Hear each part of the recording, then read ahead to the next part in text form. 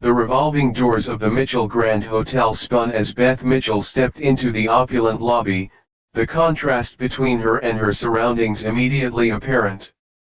At 32, Beth's quiet confidence showed in her steady gaze, though exhaustion pulled at her shoulders after a full day teaching at her community art program.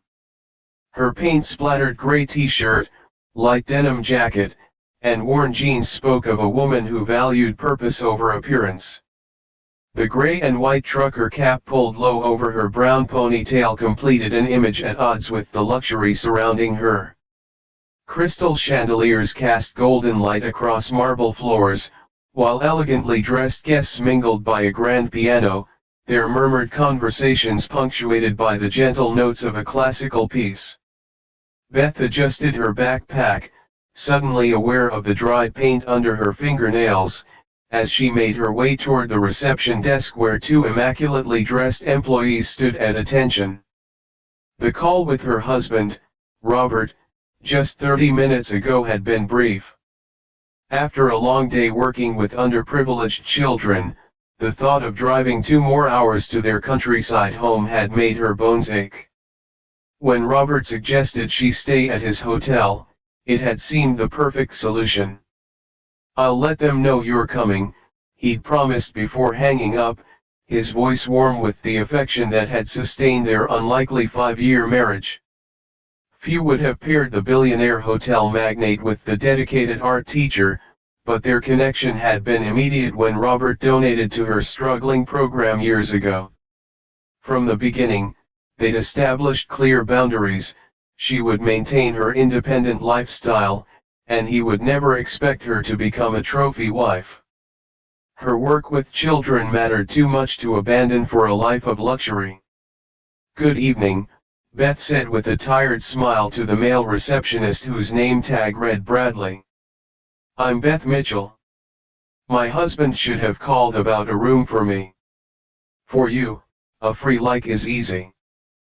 But for me, it is the greatest support and encouragement. For this video, can you give me 1 like and 1 subscription? Thank you very much." Bradley's eyes swept over her appearance, the trucker cap, casual clothes, backpack, and his professional smile tightened almost imperceptibly. "Do you have identification, madam?" His tone held a note of skepticism that wasn't lost on Beth. "Of course." She dug through her backpack, finding her wallet and presenting her driver's license. "Elizabeth Mitchell." Bradley examined it with exaggerated care, then glanced at his female colleague, Emma, who raised an eyebrow slightly. "And you say Mr. Mitchell arranged a room for you?" His tone made it clear he didn't believe her. "Yes, just a few minutes ago. Robert Mitchell. He owns this hotel." Beth kept her voice level, though fatigue made her patience wear thin. The two receptionists exchanged another look, this one more obvious. Emma leaned forward, her voice lowered but still audible to nearby guests. "Ma'am, this is a 5-star luxury hotel. Perhaps there's been some confusion." Beth felt her cheeks warm. "There's no confusion. I'm Elizabeth Mitchell, Robert Mitchell's wife. He owns this hotel chain." The lobby had grown quieter, with several guests now watching the exchange with interest. "Of course you are," Bradley's voice dripped with condescension, "and I'm the Queen of England."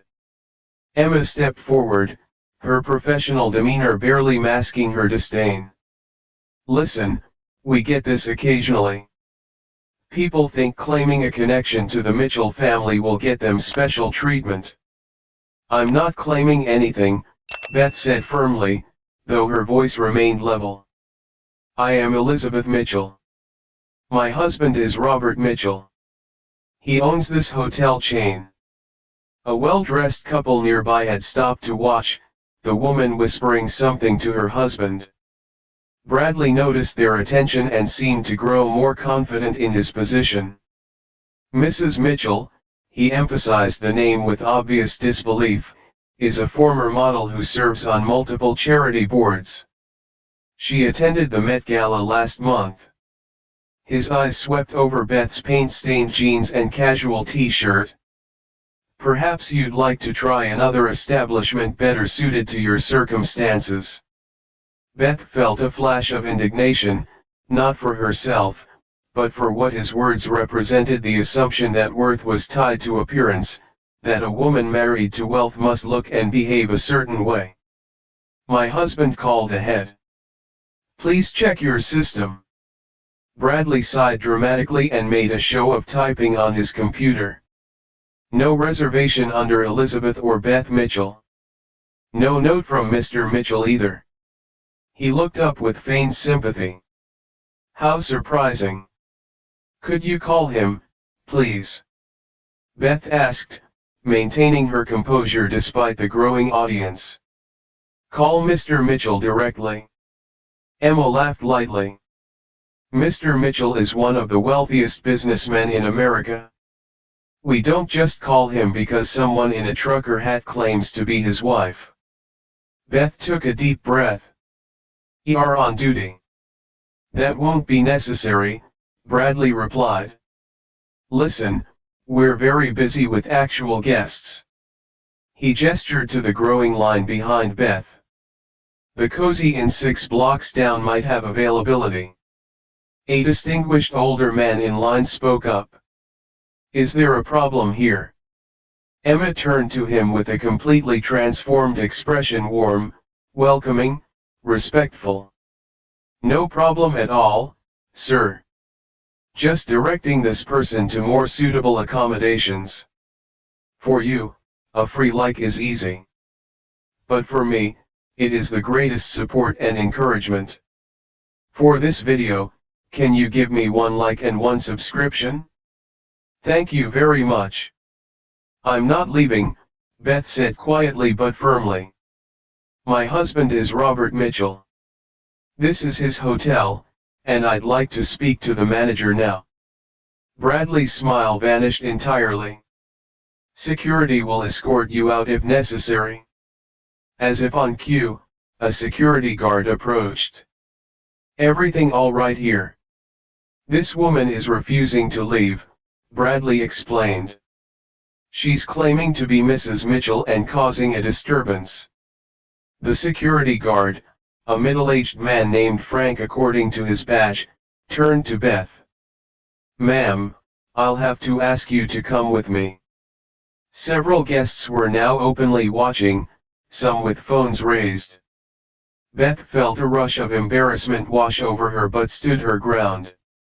This wasn't just about her anymore, it was about every person who'd ever been judged by their appearance rather than their character. I am not causing a disturbance, she said clearly. I am trying to check into my husband's hotel after a long day of work. Frank looked uncomfortable but maintained his professional stance. Please don't make this difficult, ma'am. I want to speak to your general manager. Beth's voice remained calm but firm. Bradley smirked. Richard is at a conference in New York. I'm the most senior staff member on duty. Then call Richard, or better yet, call Robert Mitchell directly. I guarantee he'll be interested to hear how you're treating his wife. An elegant woman in designer clothes who had been watching the exchange approached Bradley. Perhaps you should check again. This seems like a misunderstanding that could become awkward. Bradley straightened his tie. Mrs. Pembroke, I assure you, we know the Mitchell family well. This woman is not Beth Mitchell. Mrs. Pembroke looked at Beth with a mixture of pity and embarrassment. Of course. I just thought. It's fine, Beth interrupted. I appreciate your concern. She turned back to Bradley. I'm going to sit in the lobby and wait for my husband. He'll be here soon. I've been more than patient, Bradley said, his tone hardening. Frank, please escort this person out now. The security guard stepped forward reluctantly. Ma'am, please don't make me remove you physically. Beth felt all eyes on her, the wealthy guests, the staff, everyone witnessing her humiliation. For a moment, she considered walking out, avoiding the scene that was unfolding, but something inside her refused to bend. "You're making a mistake," she said quietly. "The only mistake," Emma interjected, "was letting you through the door. We don't serve your kind here." A collective gasp rose from some of the observers. Beth's cheeks burned with anger and embarrassment. "My kind," she repeated. "People looking for handouts," Bradley clarified, his voice loud enough for everyone to hear. "People pretending to be something they're not." Frank placed a hand on Beth's arm. "Ma'am, please." Beth pulled her arm away. "Don't touch me." The tension in the lobby was palpable. Some guests looked uncomfortable, others curious, a few even seemed entertained by the spectacle. Beth stood alone, surrounded by luxury yet made to feel completely worthless because of her appearance. "We don't serve the poor," Emma hissed, her professional mask slipping completely. The words hung in the air like a physical presence, shocking in their naked contempt. Even Bradley looked surprised at his colleague's outburst. For Beth, time seemed to slow down. In that moment, she wasn't just Beth Mitchell, wife of a billionaire, being denied entry to his hotel. She was every person who'd ever been judged by their clothes, their accent, their appearance, every child in her art program who'd been told they didn't belong, every dreamer dismissed before being given a chance. Frank's grip tightened on her arm. "Ma'am, I need you to leave now." As he began to guide her toward the exit, the revolving doors at the entrance spun, and a tall figure in an impeccably tailored suit stepped into the lobby. "For you, a free like is easy. But for me, it is the greatest support and encouragement. For this video, can you give me 1 like and 1 subscription? Thank you very much. If you're enjoying this story so far, don't forget to hit that subscribe button to never miss our new videos.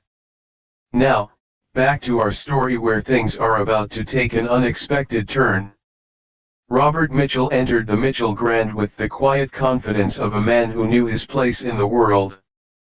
At 45, his salt and pepper hair and athletic build gave him a distinguished appearance that commanded respect without demanding it.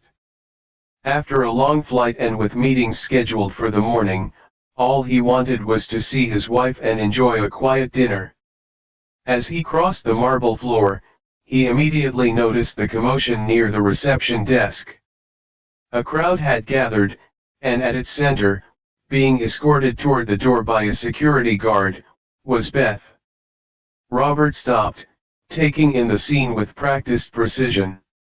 Life's dignified posture, despite the obvious humiliation, the security guard's uncomfortable but determined grip on her arm, the smug expressions of the reception staff, the murmuring crowd of onlookers. For a moment, he simply observed, his presence unnoticed in the drama unfolding before him. In business, Robert had learned that the most revealing moments came when people thought no one important was watching. He moved forward silently, catching fragments of conversation. "Can't believe she thought that would work," claiming to be Mrs. Mitchell of all people. "Some people have no shame." As he approached, Beth spotted him. The relief in her eyes was palpable, but she made no grand gesture, no triumphant announcement. That quiet dignity, her refusal to gloat even now, was one of the countless reasons he'd fallen in love with her. Robert placed a hand gently on Frank's shoulder, causing the security guard to turn. "Excuse me," Robert said quietly, "is there a problem here?" Frank's expression shifted from surprise to recognition in an instant. "Mr. Mitchell, sir. I You can release my wife's arm now, Frank. The words dropped into the lobby like stones into still water, sending ripples of shock through everyone within earshot. Frank immediately let go of Beth's arm as if it had suddenly burned him. Your wife. He stammered. Robert moved to Beth's side, placing a protective arm around her shoulders. Are you all right? He asked softly. She nodded, the tension in her body relaxing slightly at his presence. Just a misunderstanding, apparently. Bradley and Emma had gone completely pale, frozen behind the reception desk. The lobby had fallen into a stunned silence, with every eye fixed on the unfolding scene. Robert. Bradley finally managed, his voice unnaturally high, we had no idea. Robert raised a hand, silencing him instantly. When he spoke, his voice was measured, controlled, and all the more powerful for it. I'd like to understand exactly what happened here. He looked around at the gathered crowd, the security guard, and finally the reception staff. From the beginning, Bradley's professional composure had completely evaporated. There's been a terrible misunderstanding, sir. We didn't recognize Mrs. Mitchell. And you didn't recognize her, Robert repeated, his tone neutral but his eyes sharp.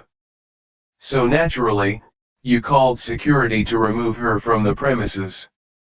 She didn't look like Emma began, then stopped abruptly, realizing too late the implication of her words. Like what, exactly? Robert asked, his gaze fixed on her with unsettling intensity. Emma swallowed hard. Like someone who would be Mrs. Mitchell. Robert nodded slowly, as if considering this. And what, in your professional opinion, should Mrs. Mitchell look like? The question hung in the air, unanswered. Beth squeezed her husband's hand, a silent request for restraint. She didn't want public humiliation as revenge, even for those who had tried to humiliate her. Perhaps, Robert continued, his voice now addressing the entire lobby, this is an opportunity for us all to reflect on how quickly we judge others based on appearance. He surveyed the gathered crowd. How many of you assumed my wife didn't belong here because of how she was dressed? Several guests looked down uncomfortably. Mrs. Pembroke, the woman who had intervened earlier, stepped forward. I apologize for not speaking up more forcefully, she said directly to Beth. I knew something wasn't right about how you were being treated. Beth smiled genuinely. Thank you for trying. Robert turned back to the reception staff. Bradley, Emma, my office now. He glanced at Frank. You too. As they moved toward the elevator, Robert paused and turned back to address the lobby once more. The Mitchell Grand was founded on a principle of exceptional service for all our guests, not just those who fit a certain profile. I'm deeply disappointed that principle was forgotten today. With that, he guided Beth toward the private elevator, leaving a lobby full of chastened guests and staff behind them. For you, a free like is easy. But for me, it is the greatest support and encouragement. For this video, can you give me one like and one subscription? Thank you very much. Robert's private office on the top floor of the Mitchell Grand offered a sweeping view of Portland's skyline, but no one was admiring the scenery. Bradley, Emma, and Frank stood rigidly before Robert's desk, while Beth sat quietly in a plush chair to the side, her backpack and trucker cap placed on the floor beside her. The contrast couldn't have been more striking. Beth in her paint-stained clothes surrounded by luxury, yet radiating a quiet dignity that made the opulence seem almost superficial in comparison. Robert stood by the window for a moment, gathering his thoughts. When he turned to face them, his expression wasn't one of rage, but of profound disappointment. I founded Mitchell Luxury Properties 15 years ago, he began, his voice measured. My first hotel was a renovated motel in Seattle with just 28 rooms. I still remember cleaning those rooms myself when we were short-staffed. He moved toward his desk, picking up a framed photo and turning it to show them a much younger Robert in work clothes, standing proudly in front of a modest building. I started with nothing, he continued. My father was a janitor. My mother worked 2 jobs as a waitress. The suits, the office, this hotel chain, they came later. Bradley and Emma exchanged uncomfortable glances. Sir, we had no idea it was Mrs. Mitchell, Bradley offered, his voice strained. We would never have. That's precisely the problem, Robert interrupted. You shouldn't treat anyone the way you treated my wife today, whether they're married to me or not. Emma shifted nervously. We have standards to maintain. Standards? Robert's voice sharpened. Let me tell you about standards, Emma. My wife runs an art program that serves children from all backgrounds, children whose lives are transformed because she sees their potential, regardless of where they come from or what they wear. He placed the photo back on his desk carefully. Today, while dressed exactly as she is now, Beth helped a boy who hasn't spoken in months express himself through painting.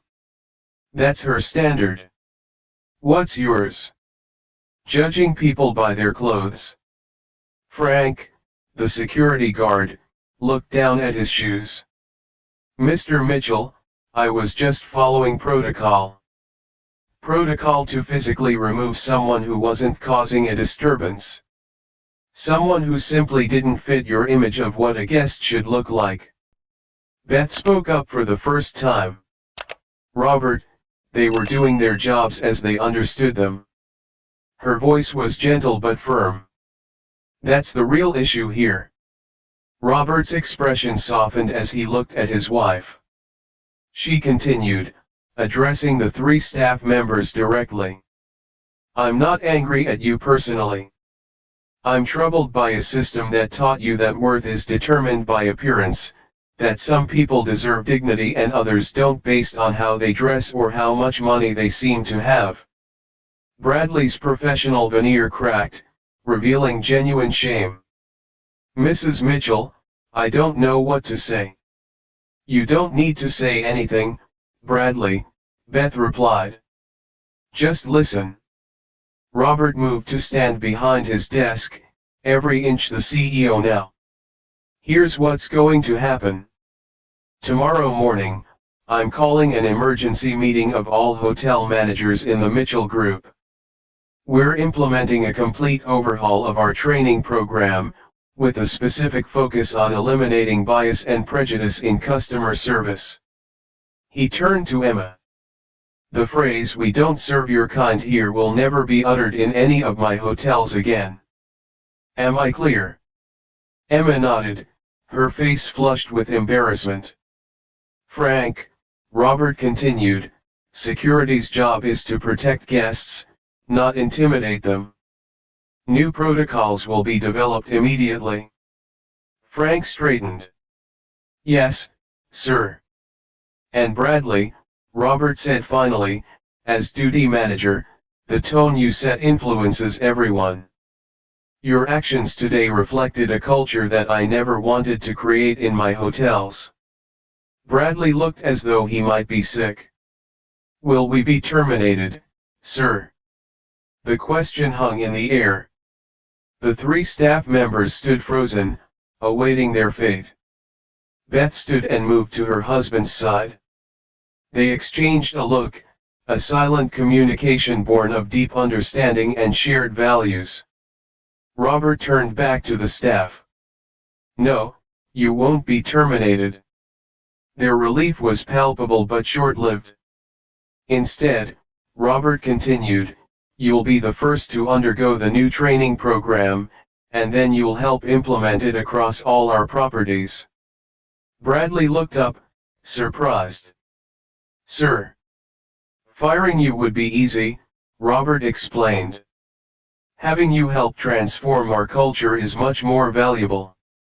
You experienced firsthand how bias can lead to horrible misjudgments. That makes you perfect ambassadors for change. Beth smiled, clearly approving of this approach. Sometimes our worst mistakes can lead to our greatest contributions, if we're willing to learn from them. Emma, who had been silent, finally spoke. Why would you give us that chance after what we did? Beth answered before Robert could.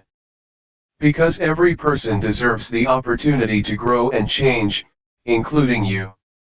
Robert nodded. Starting tomorrow, Bradley, you'll work with our HR team to develop comprehensive anti-bias training. Emma, you'll be temporarily reassigned to our community outreach program. He turned to Frank. And Frank, you'll help review and revise all security protocols to ensure they're both effective and respectful. The three stood straighter, the opportunity for redemption giving them a dignity that their earlier shame had stripped away. One more thing, Robert added. You're each going to spend one day volunteering at my wife's art program. I want you to see firsthand the incredible things that happen when people are valued for who they are, not what they wear or how much money they have. Beth's eyes shone with emotion. This wasn't about punishment or revenge, it was about transformation. That will be all for now, Robert concluded. You can return to your duties. We'll meet again tomorrow morning. As they filed out, each murmured apologies to Beth. She acknowledged them with a nod, her expression neither vindictive nor particularly forgiving, simply human. For you, a free like is easy. But for me, it is the greatest support and encouragement. For this video, can you give me one like and one subscription? Thank you very much. When the door closed behind them, Robert's formal demeanor melted away. He crossed to Beth and took her hand. I'm so sorry you experienced that, he said softly. Beth squeezed his hands. I'm not. Robert looked surprised. You're not. Beth shook her head. What happened today was awful, but it happens to people every day who don't have a billionaire husband to set things right. At least this way, something good might come from it. Robert smiled, the private smile reserved only for her. That's why I married you. You know, your ability to find purpose even in painful moments. Beth picked up her trucker cap and backpack. So, about that room service and hot bath you promised me. 3 months later, Beth stood in the main lobby of the Mitchell Grand, watching as Bradley welcomed an elderly woman dressed in a simple house dress and worn sweater. The transformation in his demeanor wasn't just professional, it was genuine. He escorted her to the elevator with the same respect he would show a visiting dignitary. Quite a change, Robert remarked, appearing at Beth's side. Beth nodded, satisfaction evident in her expression. The numbers reflected too. Guest satisfaction is up 23% across all properties. What had begun as a response to one incident had evolved into a company-wide revolution. The Dignity for All initiative had been implemented across every Mitchell hotel, with Bradley surprisingly becoming its most passionate advocate. Bradley's leading another training session today, Robert said. He's requested to take the program to our international properties next month. Beth smiled. Sometimes people just need the opportunity to be better than they are. Across the lobby, Emma emerged from the back office, accompanying a young man in a wheelchair. The change in her was perhaps the most remarkable. After her time at Beth's art program, she had requested permanent reassignment to community relations, where she now coordinated a program that provided hotel internships to disadvantaged youth. "Mrs. Mitchell," Emma waved, guiding the young man toward them, "this is Marcus. He's starting in the culinary program today." Beth greeted the nervous-looking teenager warmly. "Marcus was one of my art students last year," she explained to Robert. "He has an incredible eye for detail. The executive chef is excited to have you," Robert told the young man, shaking his hand as Emma led Marcus toward the kitchens. Beth caught sight of Frank at his security post. The security protocols had been completely overhauled, with an emphasis on creating a welcoming environment while maintaining safety. Frank now trained all security staff personally, using his own experience as a teaching tool. "Your mistake has turned into something pretty remarkable," Beth observed, linking her arm through her husband's as they walked through the lobby. Robert chuckled. "My mistake? Marrying an art teacher who wears trucker caps to five-star hotels." He pulled her closer. "Best mistake I ever made." They paused at the entrance, where a new plaque had been installed. It read, "At Mitchell Luxury Properties, we believe true luxury is treating every person with dignity and respect. We judge not by appearance but by recognizing the inherent worth in each individual." Below was a quote that Beth had suggested from her favorite poet, "We are more alike, my friends, than we are unalike." As they stood admiring it, Mrs. Pembroke, the woman who had tried to intervene during Beth's humiliation, approached them. "Mrs. Mitchell, I've been meaning to thank you," she said. Beth looked surprised. "Thank me? For what?" "For changing this place. I've stayed at luxury hotels all my life, but this is the first time I've seen one with a soul." She glanced around the lobby. "My granddaughter now volunteers at your art program, you know. She says it's changed her life." After Mrs. Pembroke moved on, Beth and Robert continued toward the exit.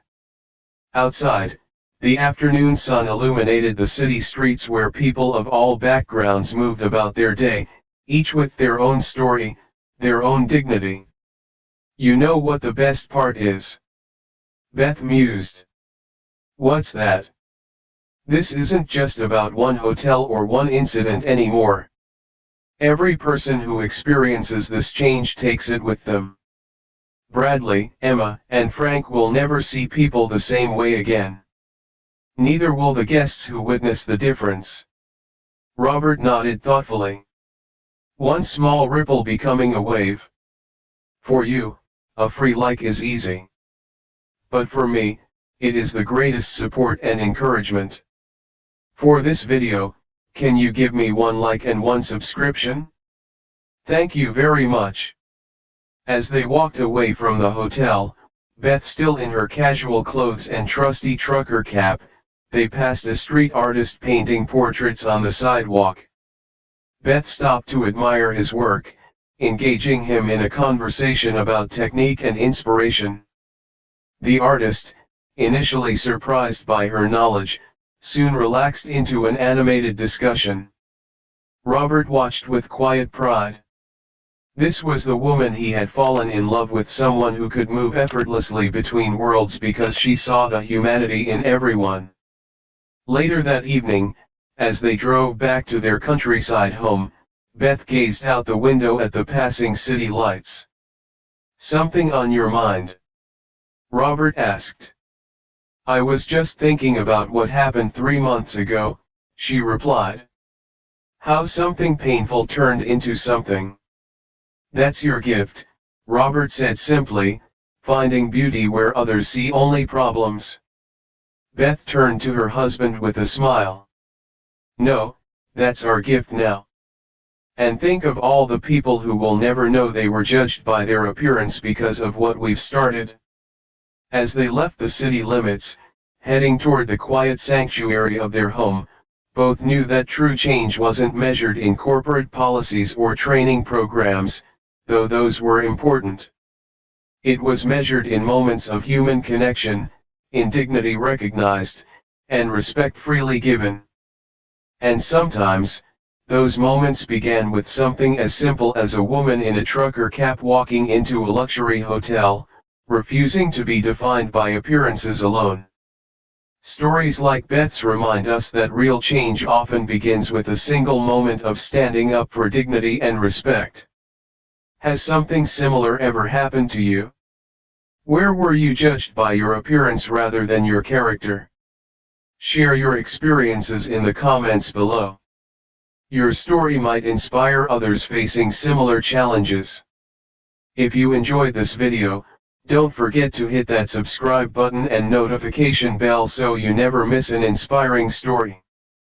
We share new videos every week that will touch your heart and perhaps change your perspective.